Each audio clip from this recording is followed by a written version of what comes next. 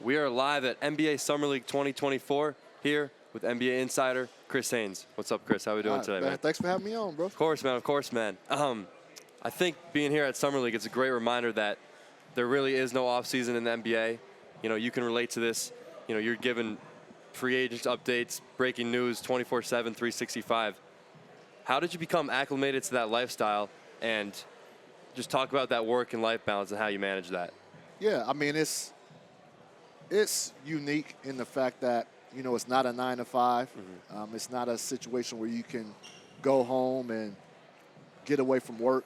Work pretty much follows you because, you know, we're breaking news 10 o'clock, 11 o'clock, midnight sometimes. Yeah. And so, you know, it takes, you know, then the family dynamic, if you do have a family, it takes a partner that understands and gives you the freedom to do that job that way.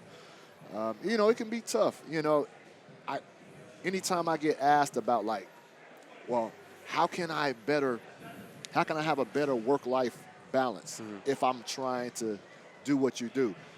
And I just say to each his own. Like, it's not for everyone. And I don't say that. You know, I'm married. I got 4 kids, and I've been doing this. Well, I've been covering the NBA for 14 years. I've been a national NBA writer for the last 6 years.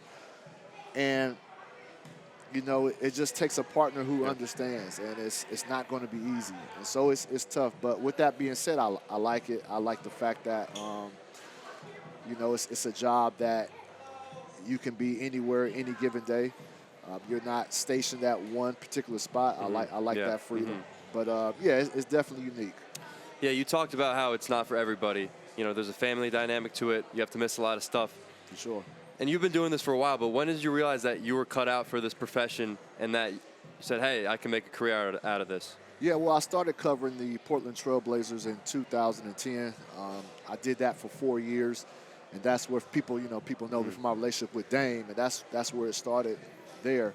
But, you know, I didn't have, you know, growing up in Fresno, California, that is, I didn't have a lot of grand aspirations. You know, I just wanted, you know, where I came from. I had a lot of friends that went to jail, joined gangs, or, you know, a lot of them that's dead right now. And so all I wanted to do was just have a job, have a place to stay, and be cool. I feel like I made it in life. But, you know, as I got older, I started having, you know, bigger dreams. And I wanted to cover the NBA. I played college basketball, and I wanted to stay around the game. I tried coaching. Can't coach. Don't like it. Don't have the patience for it. And so, you know, covered the Blazers. But, you know, long story short, ended up covering the Blazers. But it was there in Portland where I realized, man, I wanted to become a national NBA writer. I just seen, like, when I was a beat writer, I seen, like, when the national writers would come to town, how the teams would just open up the door and give them everything, roll out the red carpet for them. And, you know, they just had, you know, they'll come to town, have a great story or break some news. And I was like, man, that's what I want to do. That's what I want to do. So that from that point on, after that, that's what I wanted to do, wanted to become. So I went to cover the Cleveland Cavaliers. After that, I went to cover the Cavs in 2014 when LeBron went back to Cleveland after his Miami stint. My goal in covering that team was that I need to be on a more high-profile beat to get more exposure. So I did that for 2 years, and, you know, they won the championship that second year, coming back from the 3-1 deficit. Then I signed with ESPN after that, and then Yahoo and TNT from there. So obviously you said you're with ESPN now, but you've had earlier roles with the Blazers, Cavs, and you met a lot of people along the way, with Dame, LeBron. How important are creating those relationships, and when you break news, just having those people around you and the sources that you trust? Yeah, no, it's very important. I mean, first and foremost, trust, just like in any type of relationship, whether it be business, family dynamic.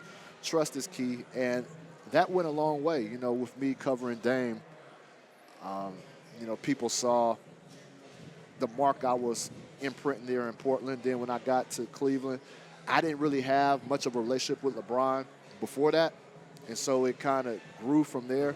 And I think word of mouth, when it comes from players, like players talk. They all talk about, okay, don't mess with this reporter. This reporter is going to mess up your quotes. This reporter is going to misinterpret what you said.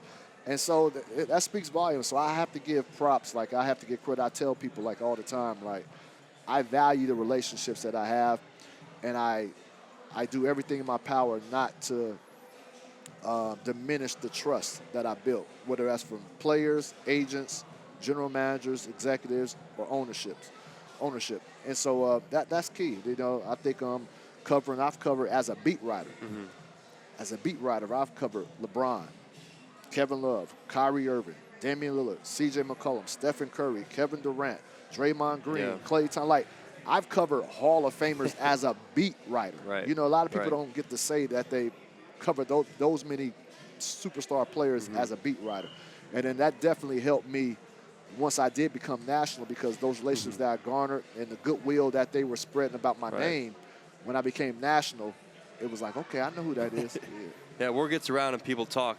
You're obviously an on-air personality too, and I see when you do the post-game interviews with LeBron, Steph, Klay, whoever it is, you know, they tend to open up to you more. The inside the NBA guys, they like to joke around with you. Yeah. How much has that helped your job, and just how cool is that seeing that the relationship has paid off on the TV side of it? Yeah, no, that's always cool. And I cherish and value relationships no matter where they come from. One thing I would tell, I'm answering your question, but one thing I would tell aspiring writers and reporters, do not ever disrespect anyone. Once you step into the arena, treat everybody with the same respect, equal respect that you would treat somebody in the front office or ownership. Because time and time, I've had it throughout my career where it might be a usher in the arena. It just works the arena. But you understand, like, most people may feel like, oh, that's a diminished role. Like, that's a role that's not important. You don't have to. Do you understand these ushers? They're all around these arenas. They see things coming and going. They see what's happening. I've gotten numerous stories by having good relationships with them. And they're telling me, hey, I saw so-and-so come in here and on crutches. Nobody's seen them, So it gave me a great lead to eventually break a story. So you don't know who will be in your corner. And I'm not saying just do it just because it might have a benefit later on. You should do it anyways. But that's definitely helped, the trust that I've built. But it does. I'm glad that it shows on camera. Because that's key. You always want, like, when you establish relationships, you want guys to be more open and free with you than they might be with somebody else. And then with Chuck and Shaq and Kenny and it's always Ernie, fun with those guys. So there is no other show. I would say DP. Like, when you go on DP's radio show, like, you can be a little bit more loose.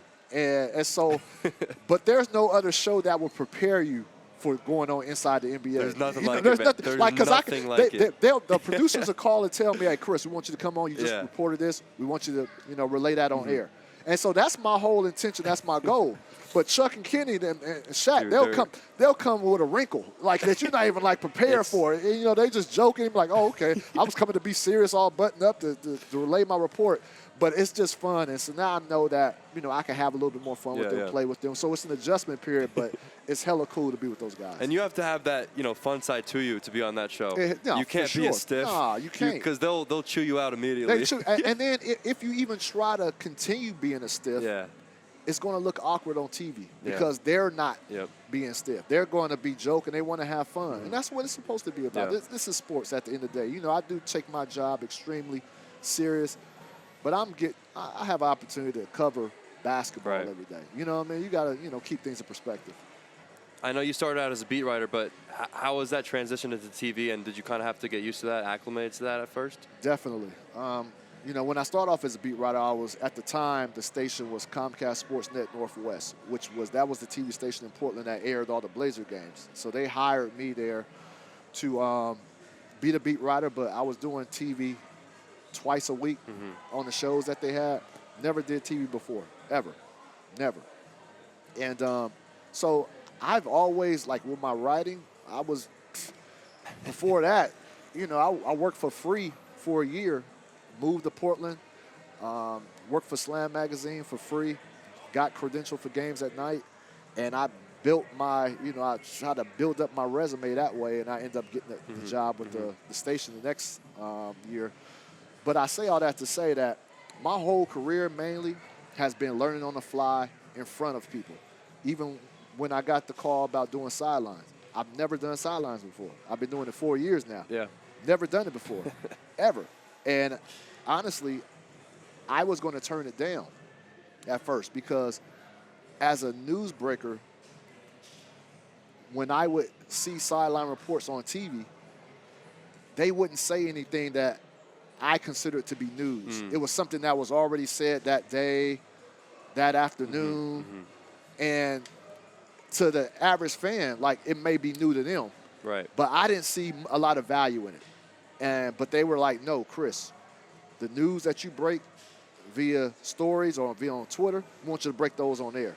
The relationships, the conversations you have, the phone conversations you have with LeBron, Dame, Chris Paul, whatever, we want you to bring that to air.